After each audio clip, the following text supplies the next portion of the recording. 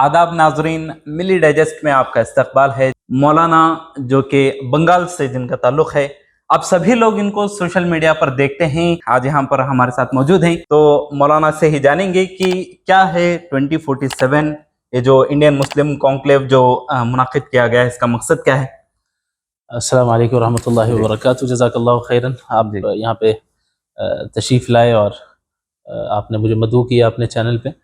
अल्लाह रब्बुल आलमीन आप लोगों को जज़ाए खैर अता फरमाए। अल्हम्दुलिल्लाह, शाहीन ग्रुप ऑफ इंस्टीट्यूशंस की तरफ से ये एक मुनफरिद और unique conference, international conference conduct किया गया, जिसका मकसद ये है कि 2047 तक, जबकि इस मुल्क को 100 साल मुकम्मल हो जाएंगे इंशाअल्लाह आज़ादी के, हम मुसलमानों को, उम्मत मुस्लिमा को इस मुल्क में कहाँ तक ले जा सकते हैं और किस मेयार पर हम इन्हें ले जाएंगे इंशाअल्लाह हर फील्ड में। लिहाजा इस कॉन्फ्रेंस में मुख्तलिफ़ फील्ड्स के माहिरीन को जमा किया गया। मैं मुबारकबाद देना चाहूँगा जनाब डॉक्टर अब्दुल कदीर साहब को और पूरी शाहीन एकेडमी की टीम को कि इन्होंने मुख्तलिफ़ फूलों को जमा करके एक गुलदस्ता बना दिया और हम सबको यहाँ पे इस्तिफ़ादा करने का मौका मिल रहा है। बुनियादी तौर पे जो ये विज़न है वो ये है कि उम्मत को हम इन्हितात से उरूज की तरफ वापस कैसे ले जाएं, पस्ती से हम वापस तरक्की की तरफ कैसे ले जाएं। और तरक्की जब मैं कहता हूँ तो इसका मतलब ये नहीं कि किसी स्पेसिफ़िक फील्ड में, बल्कि ये उम्मत भेजी गई है तमाम इंसानियत की क़ियादत और लीडरशिप के लिए। जैसा कि हज़रत इब्राहीम अलैहिस्सलाम को अल्लाह ने फरमाया कि इन्नी जाइलुका लिन्नासी इमामा।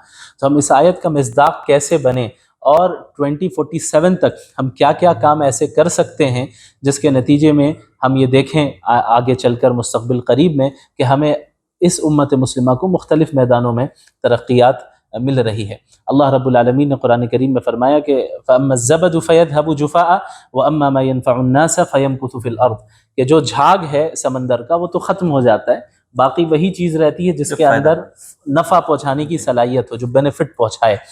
तो नाफ़ियत इस उम्मत के अंदर कैसे पैदा हो और हर मैदान में, दीनी उमूर में भी और दुनियावी उमूर में भी, कि तमाम इंसानियत की क़ियादत करने की अहल ये उम्मत मुस्लिमा बन जाए, उसके लिए सब यहाँ पर जमा हुए और तबादले ख़याल यहाँ हो रहा है, एक दूसरे की राय आ रही है, जो कि बहुत अच्छी चीज़ है। बिला तफ़रीक़ मसलक, बिला तफ़रीक़ जमात यहाँ पे लोग जमा हुए हैं और मुत्तफ़क़ अलैह चीज़ों पर अल्हम्दुलिल्लाह गुफ्तगू हो रही है। अल्लाह रब्बुल आलमीन इसे कबूल फरमाए। वो क्या मैदान है जहाँ पर काम करने की ज़रूरत है और किन मैदानों में मुसलमानों को अपनी जो कारकर्दगी है बेहतर बनाने की ज़रूरत है? सबसे पहले तो दीन। बग़ैर दीन में तरक्की की और उसमें जमे कोई कामयाबी अल्लाह की तरफ से नहीं मिल सकती। अगर मिली भी तो वो इस्तिदराज और ढील है, फिर अचानक पकड़ आती है।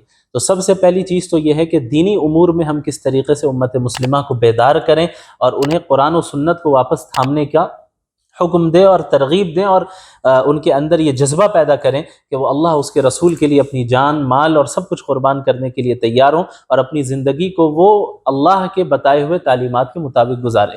इसके अलावा तालीम का मैदान है और तालीम भी सिर्फ दीनी उलूम और उसके अलावा जो दीगर ज़रूरी उलूम हैं जिन्हें हमने दीनी और दुनियावी में तकसीम करके रखा हुआ है, उन तमाम मैदानों में कैसे हम ज़्यादा से ज़्यादा आगे बढ़ सकें। इसी तरह और भी मैदान हैं, आप फ़िक्री मैदान को लें, सियासत को लें, या इसके अलावा आप माशियात को लें, तालीम को लें, दीन को लें, ये सारी चीज़ें इसमें शामिल हैं। और इसके अलावा भी जो भी मुफीद मैदान है उम्मत मुस्लिमा के लिए, जहाँ इस उम्मत का रहना और सिर्फ रहना ही नहीं बल्कि क़ियादत करना ज़रूरी है, वहाँ उस मैदान में उम्मत को आगे बढ़ाया जाए। आपने सियासत की बात कही, किस तरीक़े से सियासत में आजकल देखा जाता है, खुसूसन मुस्लिम जो नुमाइंदगी जो नज़र आती है, उनके ताल्लुक़ से भी मुसलमानों में जो है बदज़हनियत या बदनीयती या ये तमाम चीज़ें, ताकि उन पर भरोसा कर सकें, ये चीज़ें अभी भी मफ़क़ूद हैं, नज़र नहीं आती हैं। मनफी तौर पर देखा जाता है जब कभी कोई लीडरशिप सामने आती है मुसलमानों की नुमाइंदगी करने के लिए। तो इसका हल क्या है और क्या वाकई में मुसलमानों की नुमाइंदगी करने के लिए सियासी तौर पर ऐसी कोई जमात है भी या तश्कील देने की ज़रूरत है? इस ताल्लुक़ से वज़ाहत फरमाएं। असल में आपने बहुत ही कंट्रोवर्शियल क्वेश्चन पूछा है मुझसे। ज़ाहिर है मैं अपनी फ़िक्र ही आपके सामने रखूँगा, हो सकता है मुझसे किसी को इख्तिलाफ हो। और ये फ़िक्र मैं बता दूँ, मैं किसी और की जिम्मेदारी नहीं ले रहा कि यहाँ कॉन्फ्रेंस में ऐसी कोई बात हुई है या नहीं हुई, ऐसी कोई बात नहीं हुई। मेरी जो अपनी फ़िक्र है, मैं कंप्लीट सेक्युलर पॉलिटिकल सिस्टम को ही एक्सेप्ट करने के लिए तैयार नहीं हूँ। ये सेक्युलर पॉलिटिकल सिस्टम दरअसल एक گورنمنٹ کرنے کا ایک طریقہ ہے. جیسے دنیا میں مختلف طریقے ہیں، کنگڈم شپ ہے، بادشاہت ہے، آپ جزیرۃ العرب چلے جائیں وہاں بادشاہی نظام ہے. کہیں ڈکٹیٹرشپ ہے، آپ چلے جائیں نارتھ کوریا چلے جائیں وہاں ڈکٹیٹرشپ ہے. اور یہ ملک بھی بڑی تیزی کے ساتھ اس کی طرف بڑھتا چلا جا رہا ہے. اور ایسے ہی جمہوری نظام بھی ہے، سیکولر نظام بھی ہے، جو مغربی تہذیب سے یہ نظام آیا ہے، اور مغرب نے یعنی ویسٹ نے اس سسٹم کو پیش کیا ہے. تو میں اسے انسانوں کے بنائے ہوئے مختلف نظاموں میں سے ایک نظام سمجھتا ہوں، اور جس میں بعض خوبیاں بھی ہو سکتی ہیں لیکن خرابیاں بھی ہیں. اور ہمارے لیے جو معیار ہے وہ اسلامی نظام سیاست ہی ہے، کیونکہ دین اسلام صرف عبادات کا نام نہیں ہے، صرف نمازوں کا نام نہیں ہے، صرف روزے کا نام نہیں ہے، یا صرف مخصوص اعمال یا مخصوص رسموں کا نام نہیں ہے، بلکہ یہ ایک دین کامل ہے، انسان کی تمام زندگی کو محیط ہے. لہٰذا سیاست یہ انسانی زندگی کا ایک اہم حصہ ہے. اس کے بغیر ملک کا جو نظم و ضبط ہے اور جو نظام ہے، جو لا اینڈ آرڈر ہے، وہ مینٹین نہیں ہو سکتا. تو اسلام نے اس نظام سیاست کو بھی پیش کر دی، اور ظاہر ہے یہ من جانب اللہ ہے، اللہ کی طرف سے، تو اس میں تو خطا ہو ہی نہیں سکتی، اور یہی برحق ہے. تو میں تو عملی طور پہ اسی بات کا قائل ہوں، اور حقیقی طور پہ اس بات کا قائل ہوں کہ حقیقی جو نظام الہی کا اگر نفاذ ہو تبھی جا کر حقیقی معنی میں امن و امان ہوگا. ورنہ عموماً ماڈرن دنیا نے کیا کیا ہے کہ اسلامی سیاسی نظام کو ایسا ٹیررزم کے ساتھ جوڑا گیا ہے، دہشت گردی کے ساتھ جوڑا گیا ہے. جہاں خلافت کی بات ہوئی، جہاں اسلامی نظام کی بات ہوئی، جہاں اقامت دین کی بات ہوئی، فوراً سب کے ذہن میں ٹیررسٹ آرگنائزیشنز آ جاتے ہیں. یہ دراصل پری پلانڈ اسلامی پولیٹیکل سسٹم کو بدنام کرنے کے لیے کیا گیا. اور اس کا مقصد یہ ہے کہ اگر اسلامک سیاسی نظام آ جائے تو پھر ظاہر ہے وہ کیپٹلزم ختم ہو جائے گا، پھر جو امیر امیر ہوتے جا رہے ہیں اور غریب غریب ہوتے جا رہے ہیں یہ نظام ختم ہوگا، اور پھر ان کی دکانیں بند ہو جائیں گی. وہ جو فحاشی اور عریانیت لبرٹی کے نام پہ اور فریڈم کے نام پہ چاہ رہے ہیں وہ چیزیں بند ہو جائیں گی. تو ان کو خطرہ اسی بات سے ہے کہ بھئی اسلام کو آپ مسجدوں تک اور عبادات تک رکھیں. آپ یہ جو نام انہوں نے آج کل دیا پولیٹیکل اسلام تو یہ نام آپ کچھ بھی دے دیں، بہرحال اسلام ایک کامل دین ہے، تو اس کے نفاذ پر ہی حقیقی معنی میں امن و امان ہوگا. آپ بتائیں نا، سیکولر ممالک ہے، ایک بات کہوں گا میں پھر اپنے بات کو مکمل کروں گا. سیکولر کنٹریز ہیں اور جو جتنا زیادہ ڈیولپڈ ہے وہاں سب سے زیادہ ریپ کیسز ہوتے ہیں. کیوں؟ آپ کا جمہوری نظام عورتوں کی عصمت کو بچا نہیں پا رہا ہے. دوسری طرف آپ ان ممالک کو دیکھ رہے ہیں جہاں پہ تھوڑے بہت بھی اسلامی قوانین ہیں، وہاں کسی کے اندر جرت ہو جائے کہ کسی عورت پر نظر بھی اٹھا کر غلط نیت سے دیکھ لیں، ایسا نہیں ہے. تو اسلامی نظام در حقیقت تمام انسانوں کے لیے سلیوشن ہے.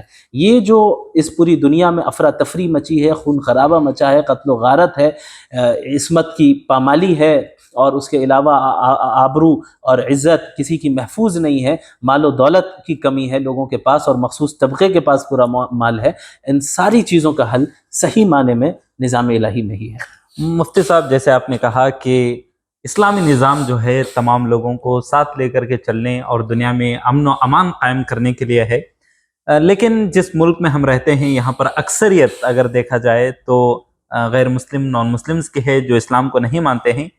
تو ایسے ماحول میں کیا تبدیلی لانے کے لیے جو کوششیں ہونی چاہیے، جیسے کہ آپ نے کہا کہ سیاست جو ہے صرف مسجد تک محدود نہیں ہے، باہر لانے کی ضرورت ہے، تو کس طریقے سے کام کرنا چاہیے؟ کیا آج ایسی جماعتیں ہیں جو اس کام میں مصروف ہیں اور آئندہ کے لیے کچھ لائحہ عمل ان کے پاس موجود ہے؟ دیکھیں، اس ملک میں جو صورتحال ہے ظاہر ہے یہاں پہ جو نظام سیاست ہے، اب مسلمانوں کو عقل مندی کے ساتھ اور صحیح فیصلہ لے کر ملک کے لا اینڈ آرڈر کو برقرار رکھتے ہوئے، ملک کے امن و امان کو برقرار رکھتے ہوئے اس نظام میں انہی افراد کو لانا چاہیے جو لوگوں کے درمیان مذہب کی بنیاد پہ، رنگ و نسل کی بنیاد پہ، زبان کی بنیاد پہ یا کسی بھی ایسی چیز کی بنیاد پہ تفریق نہیں کرتے ہیں. ایسے لوگوں کو لانا چاہیے جو مذہب کے نام پہ سیاست نہیں کرتے ہیں. ایسے لوگوں کو لانا چاہیے جو امن و امان اور لا اینڈ آرڈر کو مینٹین کریں، اور مائنورٹیز کو بھی ان کا حق دے اور سب کو ان کا حق دے. جس کا جو حق ہے وہ ملنا چاہیے. اسلام اس سے ہرگز نہیں روکتا. تو ظاہر ہے ابھی ہم جس سچویشن میں ہیں اس ملک میں یہ کرنے کا کام. جی بہت بہت شکریہ.